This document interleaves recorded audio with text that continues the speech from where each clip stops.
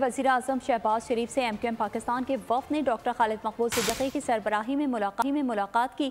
मुल्क के मजमूई सियासी और मौशी सूरत हाल और मुख्तलिफ मौज़ूआत पर तबादला ख्याल किया गया। MQM ने आम इंतखाबात और मरदमशुमारी पर तहफ़्फ़ुज़ात फिर वज़ीर आज़म के सामने रख दिए, जिस पर शहबाज शरीफ ने यकीन दहानी करवाई कि अभी फैसला नहीं हुआ कि आम इंतखाबात नई या पुरानी मरदमशुमारी पर होंगे। वज़ीर आज़म ने वफ़द को यकीन दहानी करवाई है कि आम इंतखाबात और निगरां हुकूमत के हवाले से फैसला इत्तेहादी जमात को एतमाद में लेकर किया जाएगा। जामियात में चलता गोरख धंधा,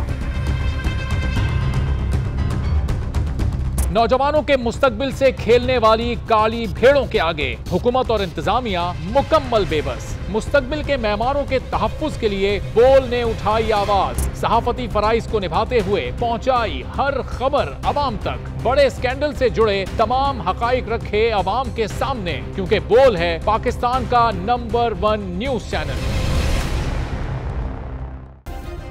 सब्सक्राइब करें और बेल दबाएं ताकि कोई खबर रह न जाए।